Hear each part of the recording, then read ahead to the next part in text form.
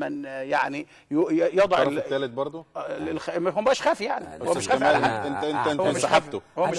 انا اعترف ان هناك ضغوط. ضغوط من مين؟ بالنسبه لنا، انا بالنسبه لي في الكرامه ضغوط قواعد الكرامه.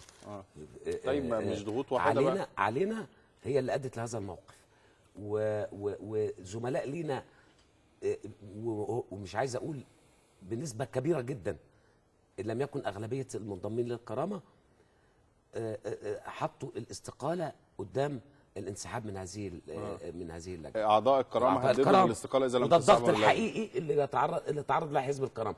واذا جاز لا ابدا. طب لا ايه، انا بقول اي ماشي، لكن ما اقصده مش هو ان هناك بعض افراد في الازهر والكنيسه، هناك ضغوط، لأن الكنيسة تمت. سيدي ممثل الكنيسة اتصل بالدكتور مرسي وشكره.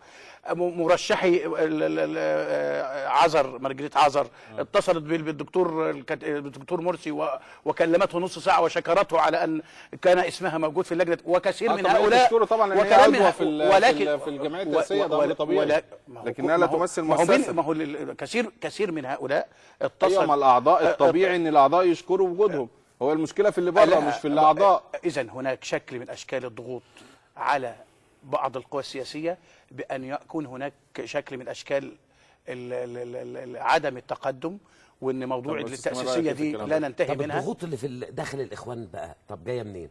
انا سمعت اراء من داخل صفوف الاخوان، الشباب اللي شفتهم امبارح واقفين شايلين صور احد المرشحين الرئاسيين من الاخوان، وانا اعتقد علاقتنا تسمح ان انا اعرف القوى السياسيه وبالذات يعني الاخوه في الاخوان وبالذات شباب الاخوان كانوا واقفين شايلين صور مرشح اخر مصطفين على جانبي الطريق غير مرشح الاخوان. لا لو في ضغوط، طب ضغوط على الاحزاب، مرشح اخر عشان ما يقولوش بعمل دعايه، مش حامدين عشان ما تقولش عليا بروج لحد. خلاص عملت دعايه. طيب نعم عملت دعايه قولوا بقى وخلاص.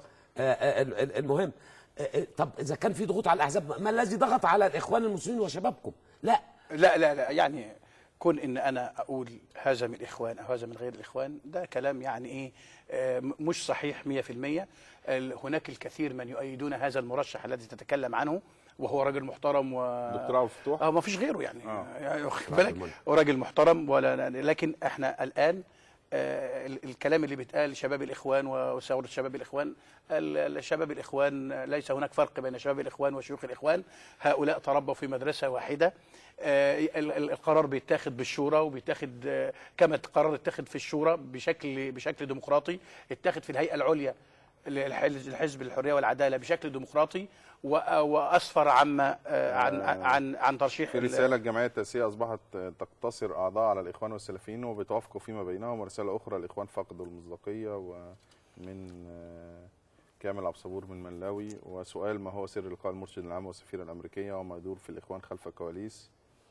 اولا موضوع القرار هذا قرار سياسي وليس قرار في تغيير قيمي أو مبادئ. القرار السياسي في أي مرحلة من مراحل العمل السياسي ممكن أغيره. هذا القرار نعم في فبراير وفي إبريل تم التصريح بعدم تقديم مرشح. الآن هناك معطيات وفيه متغيرات موجودة على الساحة. عندنا حكومة الناس انتخبونا وما ادناش شيك على بياض إن إحنا اعملوا اللي انتوا عاوزينه. لا، ده هم انتخبوا هؤلاء حتى يقدموا لهم ما يريدون، حتى يوفروا لهم العيش والحريه والكرامه الانسانيه. انت النهارده مع حكومه لا تريد ان تصنع شيئا، بل الحكومه الان تصنع المشاكل وتصدرها.